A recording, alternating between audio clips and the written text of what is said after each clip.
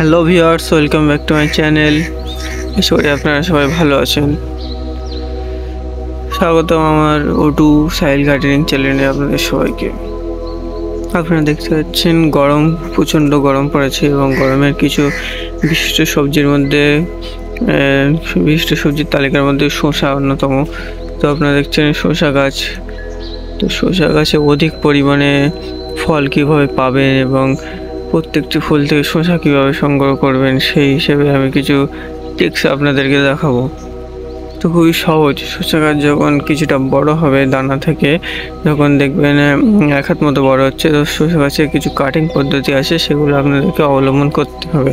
তো আমার এখানে বেশি শসা গাছ নেই, 4-5টা শসা গাছ আছে। তো এখান থেকে বেশি পরিমাণে শসা কীভাবে পাবো সেই বিষয়ে আপনাদেরকে দেখাবো। তো আপনারা দেখতে পাচ্ছেন প্রত্যেকটি ফুলে শসা আছে কম বেশি, আপনারা ভালো করে লক্ষ্য করবেন। তো এই শসা পাওয়ার ট্রিক্স আপনাদেরকে আজ আমি দেখাবো। প্রথমে যখন 1-2 হাত লম্বা হবে শসা গাছ, তখন এই ডগার দিকে আমার এখানে সব কাটিং করা আছে। ডগার দিকে যে ফরকিটা থাকবে সেটা আপনাদের কেটে দিতে হবে। প্রথম ডগাটা কেটে দিলে তারপরে ওখান থেকে যে ফুল আসবে সেগুলো সব শসার সমেত ফুল আসবে। তো সেটা 1G কাটিং। মানে প্রথম গোড়া থেকে যে ফরকিটা বার হবে সেটা কেটে দিলে সেটা প্রথম 1G কাটিং হয়ে যাবে।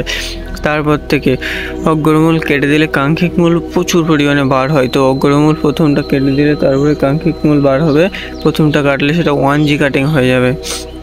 দ্বিতীয়ত 1G কাটিং কাটার পরে যখন আরও ফরকি বার হবে, তো সেগুলো কিছুটা বড় হতে দিতে হবে। তারপরে সেখান থেকে যে ফরকিগুলো বার হবে সেগুলো আপনাদেরকে কেটে দিতে হবে। তো কাটার বিষয় হচ্ছে প্রথম পুরো মাথায় দেখবেন গোড়া এখানে এই যারা লক্ষ্য করবেন, এখানে একটা ছোটো ফরকি টাইপের থাকবে, এখানে ফুল ভর্তি হয়ে থাকবে আর ছোটো ফরকি থাকবে, সেটা আপনাদেরকে কেটে দিতে হবে।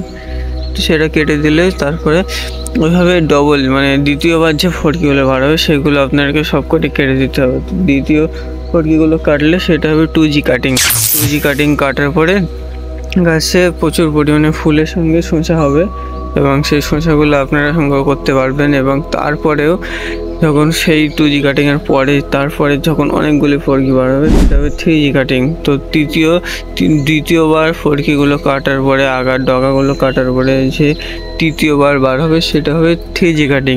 মানে বোঝার ব্যাপার আছে। প্রথমে যে গোড়া থেকে যে প্রথম মূল যে মাথাটা শসা গাছের মাথা থাকবে সেটা কাটলে আপনাদের 1G কাটিং হবে।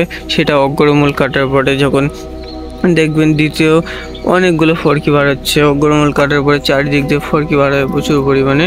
তো অগ্রমূল কাটার পরে দ্বিতীয় যে চারিদিক দিয়ে ফরকি বার হবে সেটা কিছুটা বড় হলে দ্বিতীয়বার কেটে দেবেন।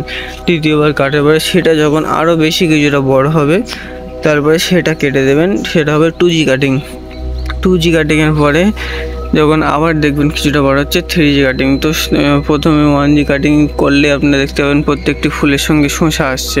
আপনারা ভালো করে লক্ষ্য করবেন, প্রত্যেকটি ফুলের সঙ্গে শসা দেখতে পাবেন। এবং যেটা দেখবেন কাটিং করা হয়নি বা ভালো করে যত্ন পায়নি সেগুলো দেখবেন একটাও ফুলের সঙ্গে শসা আসছে না। আপনারা ভালো করে দেখলে বুঝতে পারবেন।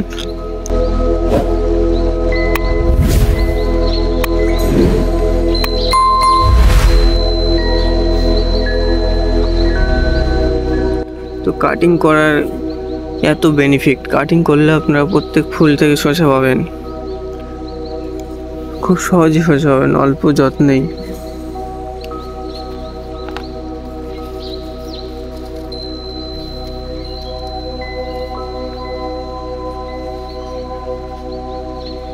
তো সহজ পদ্ধতি, খুব সহজে আপনারা ঘরোয়া পদ্ধতিতে টবে ছাদ বাগানে শসা ফলন করতে পারবেন। কিছুই না, শুধু একটু বোঝার ব্যাপার যে কোন সময় কাটিংটা করতে হবে।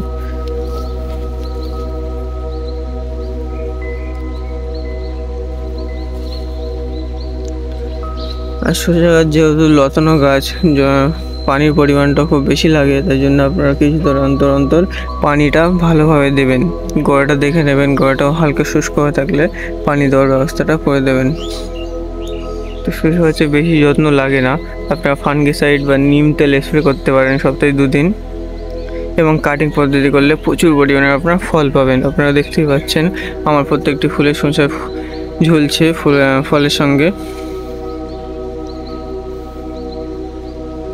তো ভিডিও বেশি বড় করব না, এটুকুই ছিল। আপনারা আশা করি বুঝতে পেরেছেন। ভিডিও ভালো লাগলে লাইক করবেন এবং বেশি বেশি করে শেয়ার করবেন অন্যদেরকেও সঠিকটা জানার জন্য। এবং কোনো বিষয়ে জানতে হলে কমেন্ট করবেন এবং আমাকে সাপোর্ট করবেন পরবর্তী ভিডিও বানানোর জন্য। তো ধন্যবাদ।